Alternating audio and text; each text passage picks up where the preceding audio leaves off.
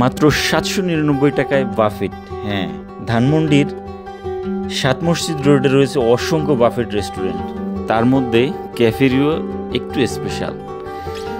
এখানে রয়েছে বিশাল এরিয়া জুড়ে বসার জায়গা, 100+ আইটেম দিয়ে তাদের বাফেটটা সাজানো।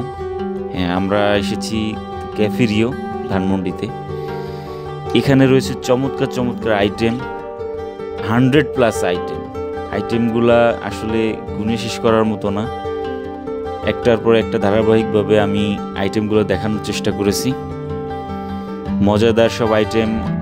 এই দিনের মেনুতে ছিল চিটাগাংয়ের ঐতিহ্যবাহী মেজবানি মাংস রান্না, এটা আসলে অসাধারণ ছিল। এছাড়া রূপচাঁদা ফ্রাই, পিজা,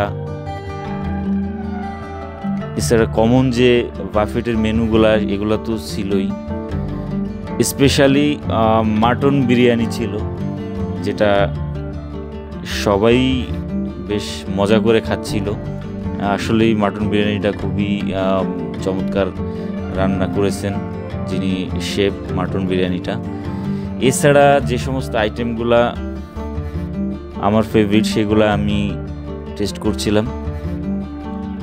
ক্যাফেরিও ধানমন্ডি এখানকার যতগুলা বাফেট রেস্টুরেন্ট আছে তাদের মধ্যে বেশ নাম করা, এক নামেই সবাই চিনে ক্যাফেরিও ধানমন্ডি। তো সেই হিসাবে এখানে আমার পূর্বেও আসা হয়েছে, আবার নতুন করে এখানে এসে একটি ভিডিও মেক করে ফেলি সবাইকে জানানোর উদ্দেশ্যে। এখানকার পরিবেশ সম্পর্কে একটু বলতে চাই। বসার সিটিং অ্যারেঞ্জমেন্ট, যেটা অনুষ্ঠানের জন্য তাদের ব্যবস্থা রয়েছে আলাদা। একটা সাইডে কেউ পরিবার পরিজন নিয়ে বা কোনো গ্রুপ সহজেই এখানে অ্যাকোমোডেট করা সম্ভব।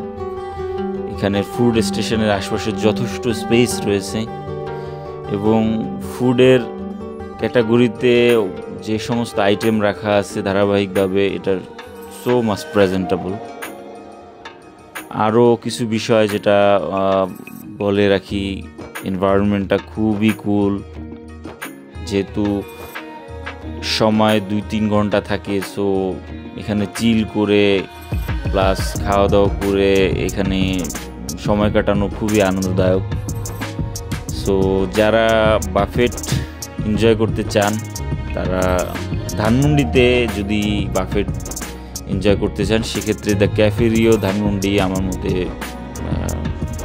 সবগুলোর মধ্যে বেশ ভালো হবে আমার মতে। তো যারা আগ্রহী তারা এখানে আসতে পারেন। এখানে এটা হচ্ছে 7 মসজিদ রোডে, এখানে ইবনে সিনার নিকটবর্তী একটি জায়গায়, সম্ভবত লিফটের 11তে এটা অবস্থিত। 11তে। তো যারা আগ্রহী তারা আসতে পারেন। এখানে বিভিন্ন ধরনের আইটেম, বাফেট আইটেম যেটা তারা অ্যারেঞ্জ করেছে বেশ মজাদার, আমরা খুব এনজয় করেছি। তো আপনারাও আসুন। ধন্যবাদ সবাইকে।